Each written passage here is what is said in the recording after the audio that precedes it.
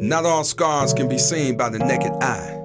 On the inside I cry, on the inside I die. It's like I was born to be rejected and disrespected. Will my civil rights ever be protected, or am I expected to be poor, black, and naked? The American dream is the cause of my insanity. See, college is a fantasy, cause financially it cannot be. Yet I'm supposed to worship humanity when it's breadcrumbs that they handed me. If given the proper chance, ain't no doubt that I stand out. I reject all welfare and pacifying handouts. In this edition of Cultural Pioneer Showcase, we're going to emphasize on economic empowerment and social consciousness. I would like to emphasize about our historical history of the Black Wall Street and its origins, and the reason why we need to bring that back, that concept back of a Black Wall Street. Okay, I would like to open up with the history of the Black Wall Street by its founder, Booker T. Washington.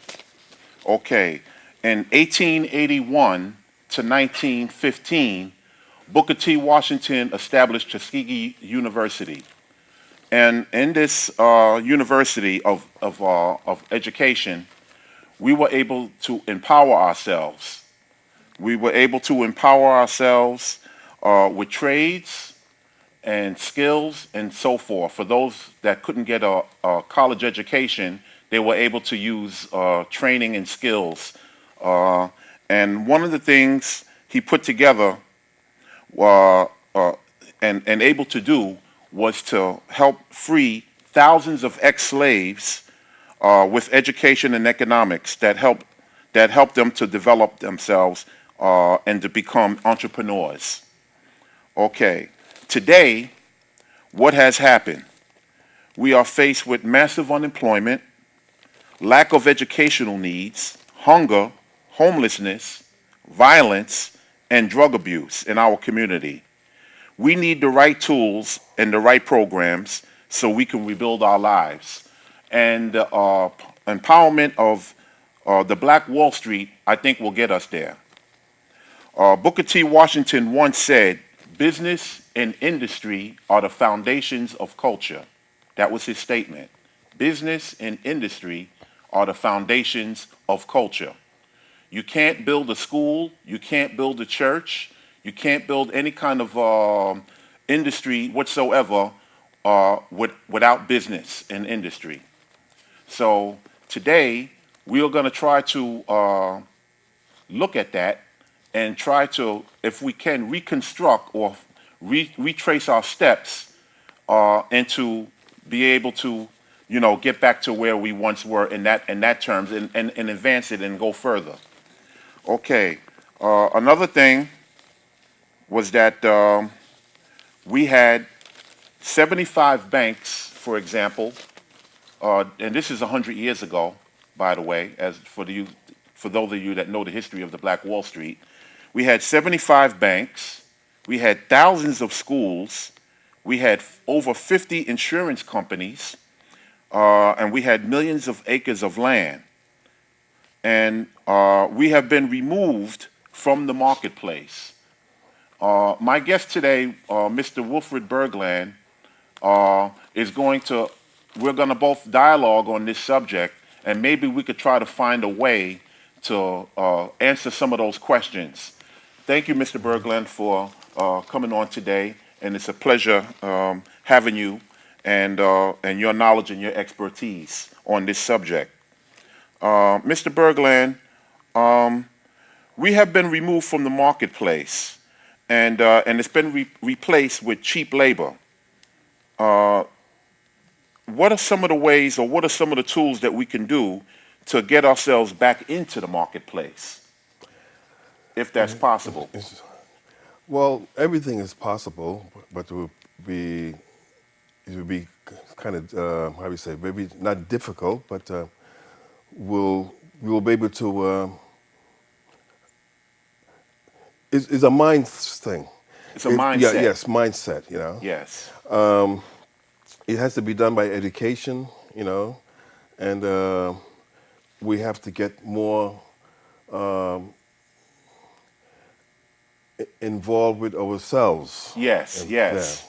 In fact, that's the key tool to the whole thing. Right, right. Because many of it has to do with the mindset, or the Yeah. majority of it is not just economics. yeah. But if you don't change the mindset, yeah. then we won't be able to move forward Right, right. to where we once were.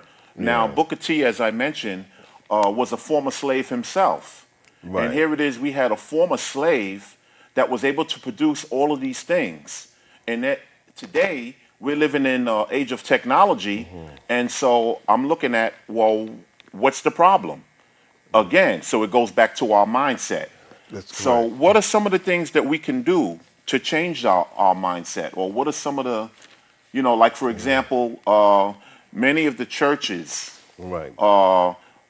should they change their programs, for example, and then teach empowerment, or teach the children about their history and culture, and the money that we make or that we spend, that we could like bring that money back into our own storehouse and empower ourselves. Yes, I agree with that. I believe that the churches has a great part in this, and if you have ministers with consciousness, they could get their congregation to start thinking in those terms.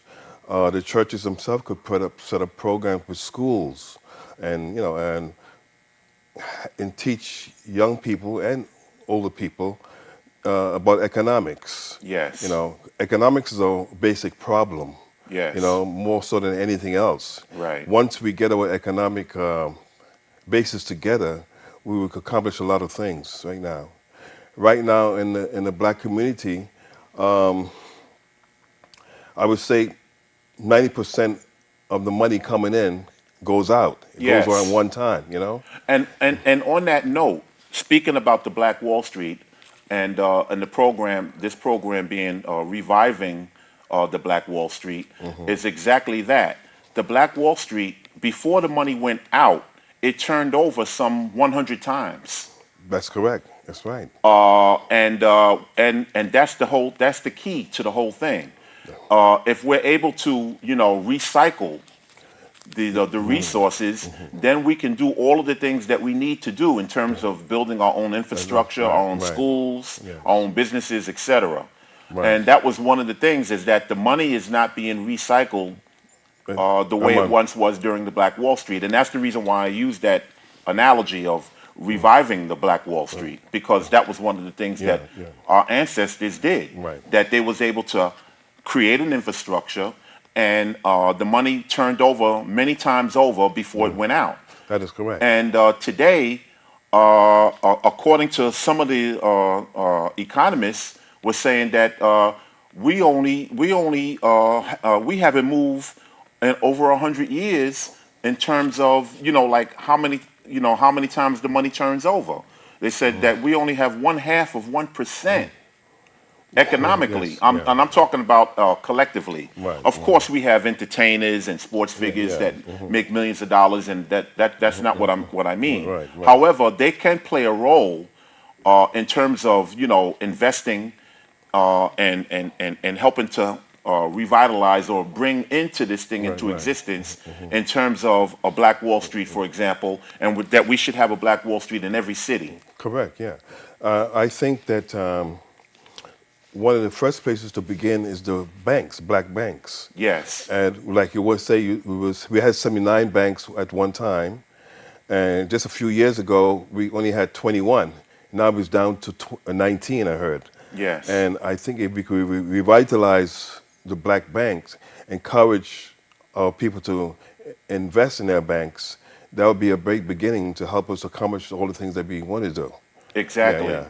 I was reading where somewhere, I think in Atlanta, some of the there's a athletes, rapper. a rapper, I Yes. think it was Usher or something. And their Yeah, goal yes. is to try to get 1 million people Yes. to invest in this the bank, bank, which right, is, correct, I yes. believe his name is Killer Mike, if I'm not something like that. yeah, Yes, maybe, and yeah. he's Yeah. in an alliance with other entertainers. Entertainers, right? Yeah. And they want to establish a black bank, and their Yeah. goal is to Yeah. try to get 1 million Right, people, right. Well, which I think they're on the right track. Yeah. Well, they have about 19 banks, but I mean they want Yes. to encourage people all over All over the country. to Yes. invest in their banks. Yes. Because one of the reasons why they had black banks because the regular bank was not, lending any money Yes. to black folks. Yes. So they created their own banks. Yes. And think that's the way it should go. Yes. So this way, if you want to build up anything in your community, you can, get a loan from the bank, et cetera, things like that. Yes. Yes. Also, I would like for you to touch on the land. Like we had millions of acres of land, Yeah. and we were able to grow crops, grow our own food, and so forth.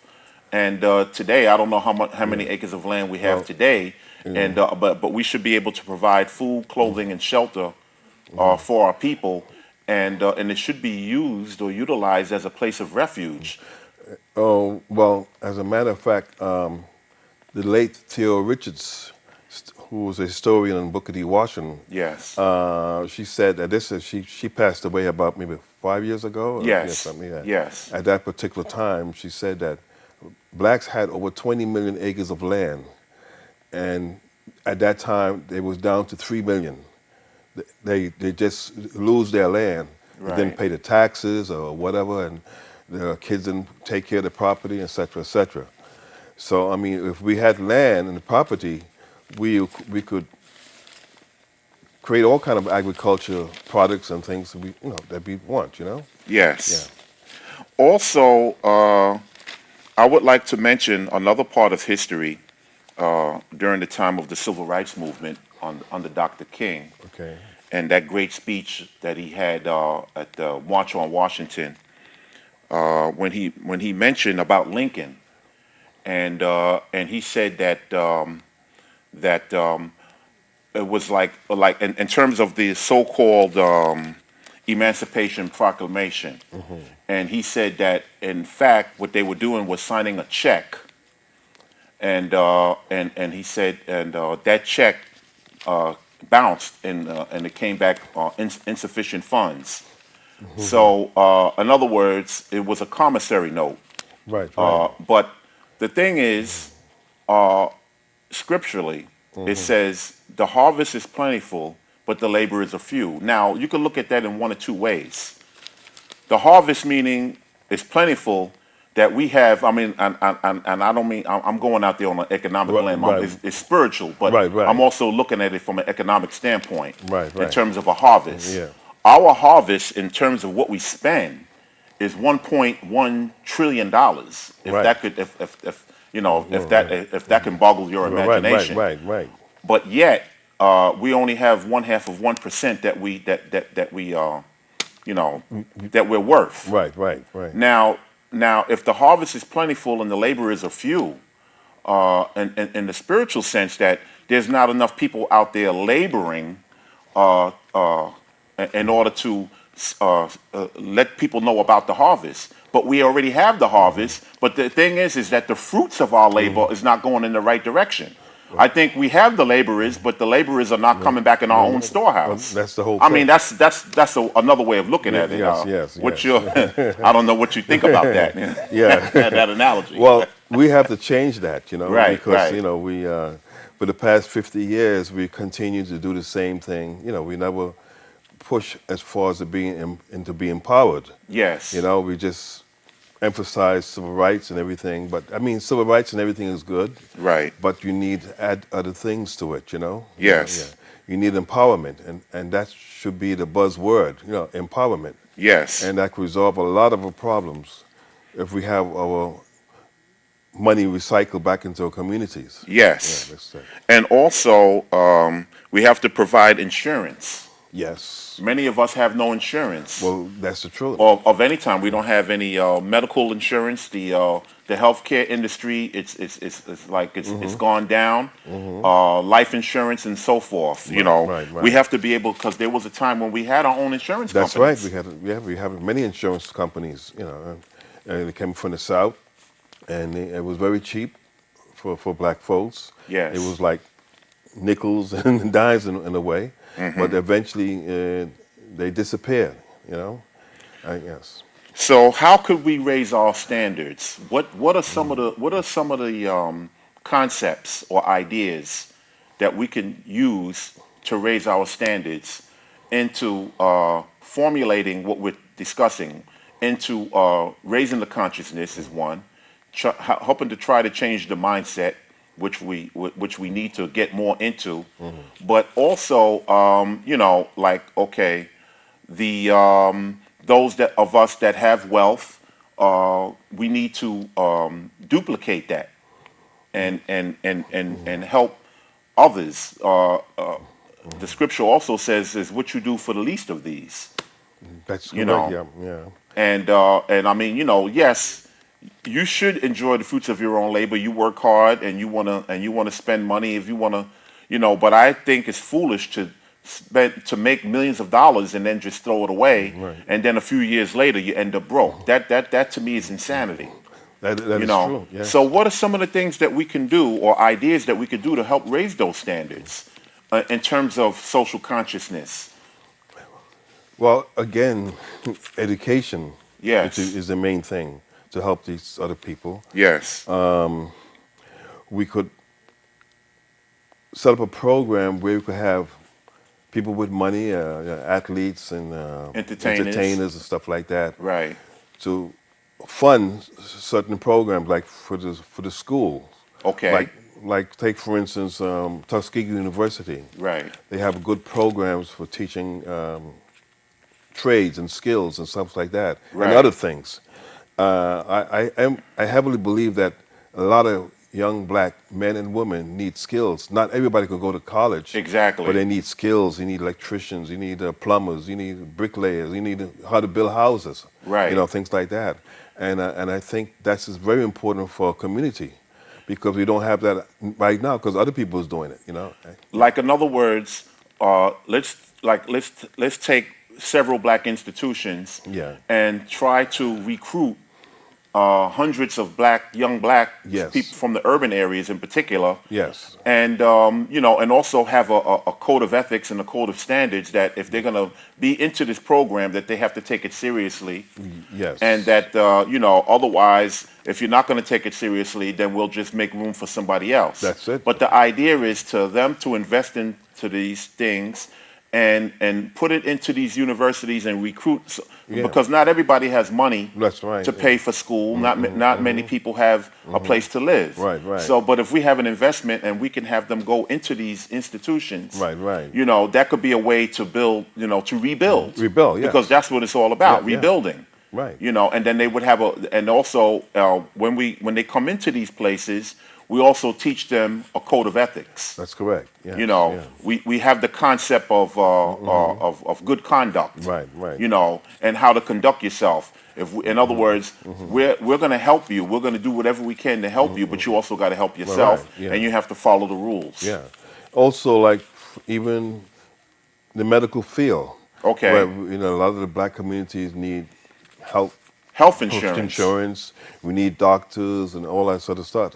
And So, that's another reason yeah. why we could recruit these people into these areas That's in particular. right. Yeah, because we got black colleges like Meharry and Fisk University, where teachers medical, physicians and things like that. Right. And we can invest money in those places and tell them that we want to produce more physicians in the black community, etc., like that. Exactly. So that's one way of doing it too. And also, politically, black folks have been used as a block. Yes. But in terms of, every time an election year comes around, certain politicians come in our neighborhood and they want us to endorse them. Right, right. And to give them our support. And we could, play politics as well. Say, well, I'm not going to put my eggs in one basket, so to speak. Right, right. And pick a particular party. But the party that's going to identify with these needs Correct. That's right. is the ones that we're gonna Support, back. yes, Support, yes, right? yeah, So yeah, yeah. that's another aspect, Of course, yes. because it's like you're giving support, but what are you getting? But in I'm return, getting in return. Yeah, And, so. and that's a good way to go, because other groups does the same thing. Same thing. Yeah. Right. Yeah. If you come to me, they say, well, what do you? I want you to vote for me. Well, what do you have to offer? That's what you have to do. Yeah. Yes. So also, I want to emphasize, you know, the historical context, because I think that that's very significant. You know, between the time of 1881 to 1915, for example, there were so many things going on. I understand that Booker T also had, you know, like people, the students building their own houses, for That's right. example. Yes. They were fashioning their own clothes. Yes. Yes. They were making their own shoes. Definitely. You know, like if you couldn't buy a pair of shoes, they teach you how to make a pair of shoes. That's right. That's right. So on that note, that's another thing that we should be thinking about in terms of being able to get a handle on that 1.1 trillion dollars that we spend, Right. and we wanna bring it back into our own community. Then we have to produce our own products. That's definitely. You see, and if we produce our own products and manufacture them and keep it going, and then reinvest into the things that we're talking about, I think that's one of the ways that we can get to the harvest. Oh, definitely. Definitely. They said the harvest is plentiful, Yeah. but but it's just that we're not reaping the fruits of our labor. Definitely. Definitely. You see, Yes. it's like we've been laboring. I mean, since slavery for someone else. Yes. Yes. And so in essence, are we still a slave? Right. It's You like, know. for instance, if we put money into our black schools like Tuskegee, like just mentioned, And Howard University and many other all those places like institutions. that. Yes. And you tell them to start creating, helping the students to become doctors or whatever, or learn the skills. And also teaching them their culture. Yeah, that's the whole thing. Yes. Because that statement that Booker T. Washington made, he said, business and industry are the foundations of culture. Yes. And so we have to sell our culture back to ourselves. Correct. In other words, like for example, I use the hip hop community. Right. Right. A little over 40 years ago, people from the urban areas, they had an idea and they was able to create what we call hip hop. Right. Right. And now hip hop, as you know, is worldwide, and it's over $1 billion industry. That's right. You That's see, right. and that was only in the span of 40 years. That's right. So what we're talking about is like, that goes much further back than that. Correct. And where should we be? There shouldn't be really too much. I mean, although there was a lot of forces out there that was preventing us and stopping us, but we still have to look at this thing internally, Well, not yes. looking at ourselves as victims. Although I do understand that there were forces that were trying to exploit Yes. and to basically Block you. to and block you know. to block those things from happening. Right, right. But today in the high tech age of technology, there really shouldn't be too much of an excuse. No. I agree with you 100%. You know. Definitely. Yes. Yes. Okay, so we have the institutions, make an agreement with them is one way. Okay, another way is changing the consciousness, training the young people about their consciousness and their conduct and behavior, Right. which begins in the home. That's correct. That's right. Okay, so if they can't get it in the home, then at least we should be able to do is have our own institutions where it's not going to be just economics, but we have to teach them a code of conduct. A code of conduct. And That's it has correct. to be whereas, if you're going to come here and we're going to take care of you, we're going to provide for you, you have to follow these rules. I think that's, to me, Yeah, that's my own yes, personal yeah. personal take on some of the things that we can do. Yes. They need discipline. Discipline. That's one of the main things. And once you have the discipline, then everything comes right. Everything else will come together. Right. That's the whole thing. Yes. So, is there anything else you want to add in particular? Like, for instance, I know you're from the Harlem area, and you Right. could remember some of the things that were going on in Harlem. Right. As a matter of fact, there was a Freedom National Bank, right? Right. They had a Freedom National Bank. And they there have there a were businesses and Yes, things yes, like yeah, that, yes, yes. and they were flourishing at one time At in one Harlem. time, yes. And as we know, it's been what's the word? When something is taken away, gentrification. Gentrification and things It's like been that. it's been gentrified. Yeah. Well, we didn't for the Freedom National Bank. I don't believe they had enough advertisement, and it didn't get enough support from the black community with that. Okay. And if they've done that, it would have been, we've been thriving, you know.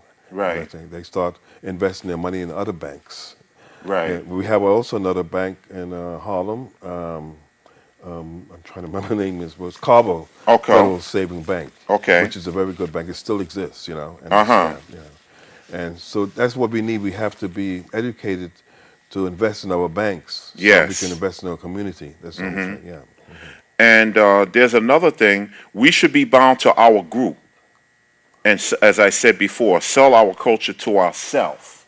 Because the reason why I bring that up is because we create a lot of things, and other people, other groups, they imitate it, and then they make money from what we create. So that's what I mean by we should sell our culture to ourselves. Well, we can sell our culture to ourselves, but that should not stop you from having other people to practice, copy your culture. Yes. You know. Yes. But we must emphasize first that we should sell it to ourselves first. Yes. Take Yes. care of Well, it. the most that's what I important. mean. Right. Right. Yes. Yeah. You know, and of course, before we close out, I would like to bring up another part. I mentioned the civil rights movement, and I don't know if you're aware of a program that Dr. King did try to create just before his assassination.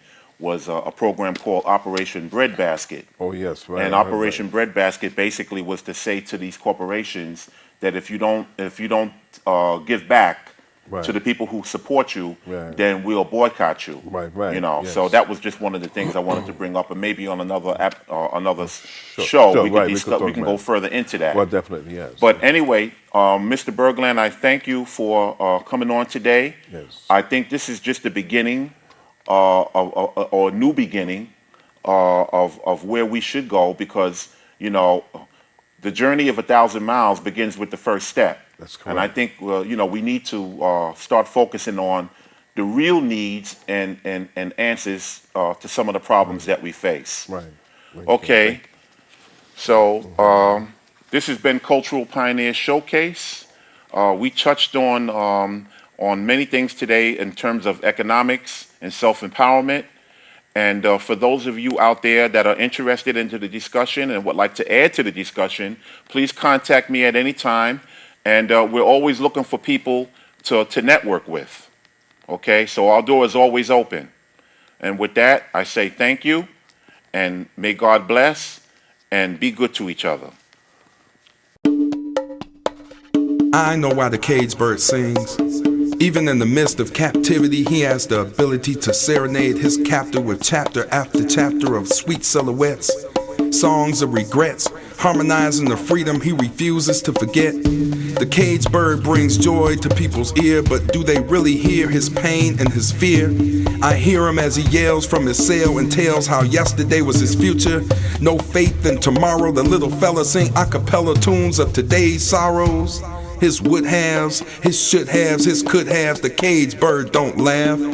Nothing's funny when you're lonely. He's not deceitful or phony, he's hurting. His future is uncertain, no one's there, no one cares about his needs. Fuck water and seeds, he starves with